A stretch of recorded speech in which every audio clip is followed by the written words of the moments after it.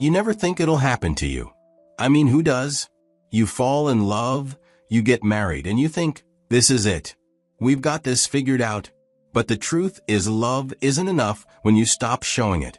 I'm Daniel. 6 years ago, I married Clara.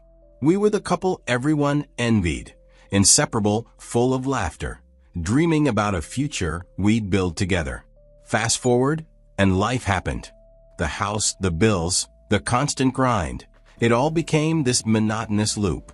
Somewhere in all that, we stopped seeing each other. Our house was modest, tucked in a quiet suburban neighborhood. The kind of place that looks peaceful on the outside, but hides the chaos within. Clara and I didn't fight often, but silence? That was louder than any argument we could have had. I thought working hard, keeping a roof over our heads, and planning for the future was enough. I thought my actions said, I love you. But Clara? She saw something different. She saw a man too tired to talk, too focused on the next paycheck to notice the little things. She felt stuck, like she was just another piece of furniture in the house we were building. Then Sean entered the picture. He was an old friend of hers, someone she'd always had a soft spot for, even before we met. I didn't know it at the time, but their conversation started innocently enough, catching up on life and sharing old memories. But for Clara, those chats became an escape from our life, an escape from me. Looking back, there were signs. The extra time on her phone, the way she'd laugh at his texts, that distant look in her eyes when we sat across from each other at dinner. But I ignored them, not because I didn't care, but because I didn't want to believe something was wrong. I thought we were just in a rough patch, something every couple goes through. I had no idea the foundation of our marriage was already cracking. It started small, subtle things most people wouldn't even notice. But when you've lived with someone for years, you notice. Clara began staying late at work more often than usual. At first, I didn't think much of it. She had a demanding job, and staying late once in a while wasn't new. But then it became routine. Her phone was always with her, even when we were eating dinner.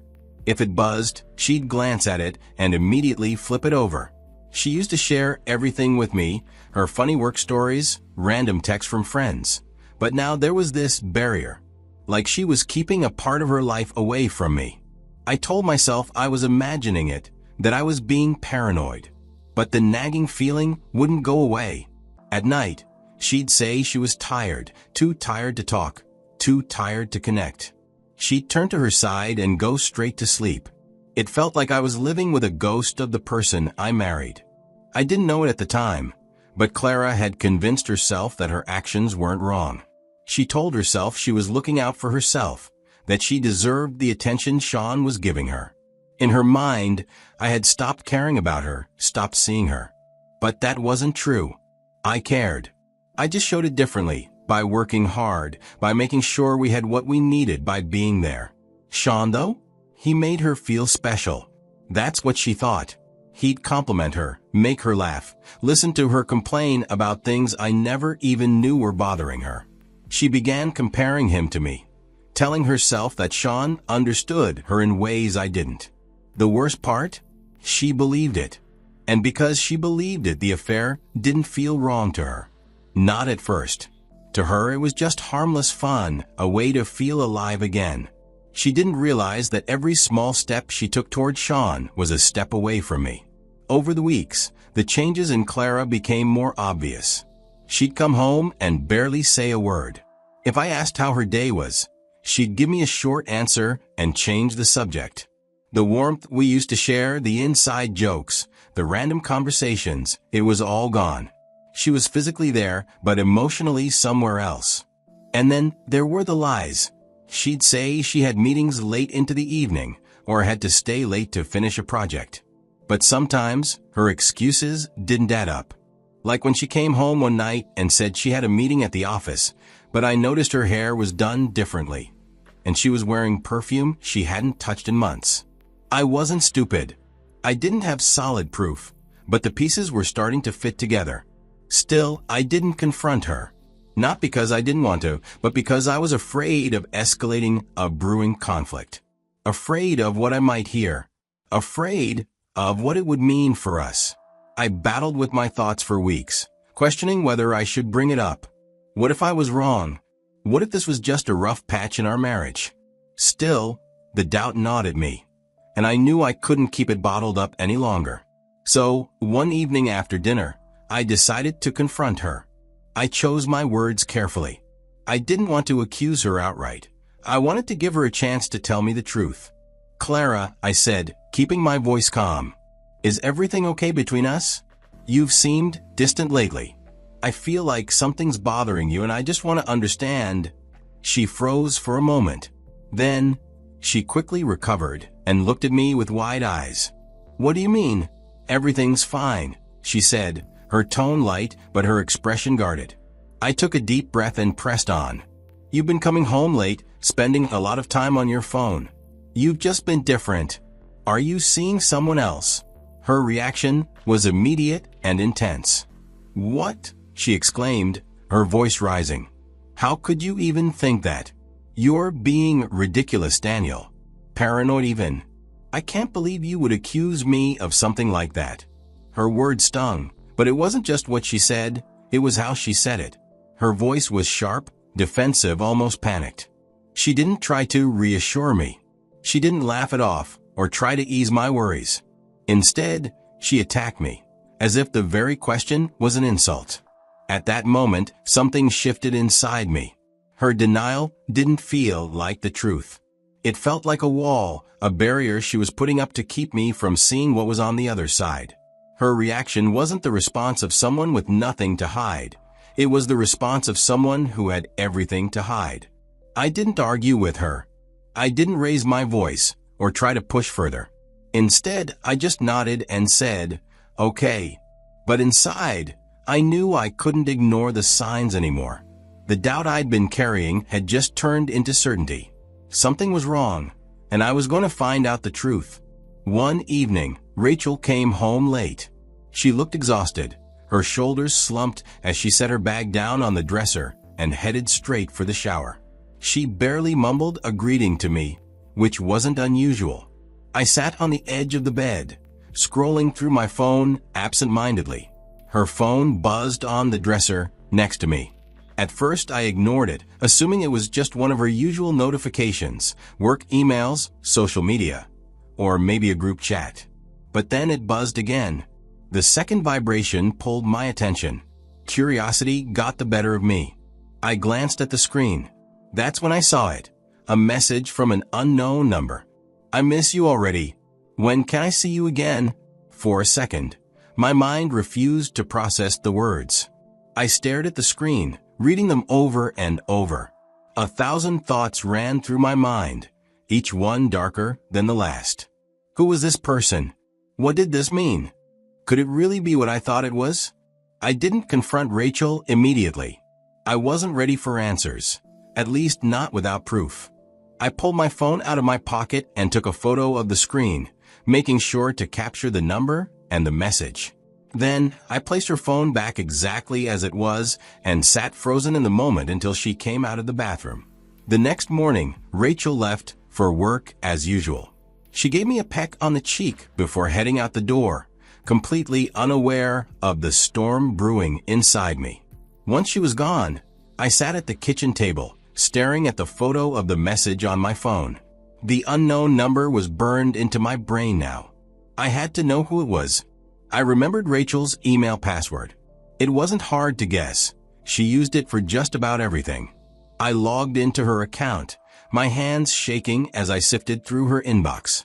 I scrolled and searched, but I didn't find anything blatantly incriminating. No love letters, no exchanges with a mystery man. Frustration started to bubble up. Was I overreacting? Could the message have been a misunderstanding? But then I thought about how secretive she had been lately. The late nights, the distracted conversations, the subtle emotional distance I had been feeling. I couldn't let it go. That's when I decided to take a step I never thought I'd take. I hired a private investigator. It felt surreal, something out of a movie, not my own life. But I needed answers, and I needed the truth. I handed the investigator the phone number from the message and explained my suspicions. He didn't seem surprised. He'd probably seen this scenario 100 times before. "Give me a few days," he said, his tone calm and professional. Those few days felt like an eternity. Every time Rachel smiled at me or casually mentioned her day at work, I wanted to yell at her, to demand the truth, but I held back, knowing I needed concrete evidence. When the investigator finally called me back, his voice was steady, but the words he delivered hit me like a sledgehammer. "It's a man called Sean," he said. "They've been meeting regularly. A lot of these meetings sometimes happen before she goes to work, mornings, and other times evenings too." Sean. I knew him. He was someone Rachel had mentioned in passing before, a friend from her childhood. I had never thought much about him, just another name in her stories. But now, that name felt like poison. The investigator provided more details, confirming my worst fears. There was no ambiguity now, no room for doubt. Rachel was having an affair with Sean. The mornings she had left early, the late nights she'd explained away as work stress, they all fit into a puzzle I didn't want to see completed. I sat there, holding the investigator's report, my stomach in knots. The betrayal wasn't just about the physical aspect of her affair. It was about the lies, the deception, and the fact that I had been made a fool in my own home. She had lied to my face, looked me in the eye, and denied everything when I gave her a chance to tell me the truth. And now, here it was, undeniable proof of her betrayal. I didn't scream. I didn't confront her. I didn't have the strength for that. Instead, I went home and walked to the bedroom. I grabbed my old duffel bag from the closet, the one I hadn't touched since our last weekend getaway together, back when we were happy. Or at least I thought we were. Slowly I packed. A few shirts, some pants, socks, and the essentials. My hands moved mechanically, my mind replaying every moment of our marriage. The good times, the bad times, the moment she chose someone else over us. I didn't cry. Not yet. Instead, I sat at the desk by the window and pulled out a notepad. My handwriting was shaky, my thoughts tangled, but I knew what I needed to say. "I gave you a chance to tell me the truth. I hope he was worth it." I stared at those words for a long time. They weren't perfect, but they held all the pain and disappointment I couldn't bring myself to say out loud. I folded the paper carefully and placed it on the dresser, where she'd be sure to see it. As I zipped up the bag, I glanced around the room one last time. Every corner held memories, some beautiful, some haunting now. I walked out of the house, and for the first time, I let the tears fall. My breath came in shaky gasps as I sat in the driver's seat of my car, the weight of everything crashing down on me. I didn't know where I was going, but I knew I couldn't stay there anymore. When I left Clara, it wasn't a decision I made lightly. I had to start the divorce proceeding. Clara was devastated when I left. At first, she tried calling me constantly. My phone would buzz late into the night with messages ranging from desperate apologies to pleas for me to talk to her. I ignored every one of them and continued with the divorce. I wasn't being cruel for the sake of it. I needed space. Talking to her felt pointless. What was there to say?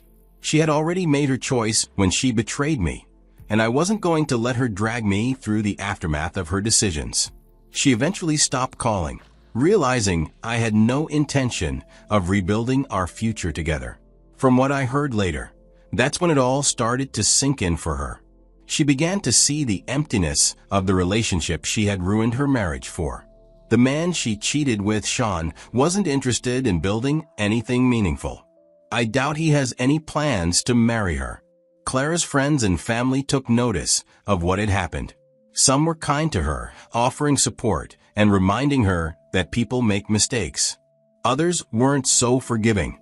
They saw what she had done as a betrayal, not just of me, but of the life we had built together. I found out later that Clara started going to therapy. At first, I didn't know what to make of it. Maybe she was doing it to win me back, or maybe she truly wanted to understand why she had done what she did.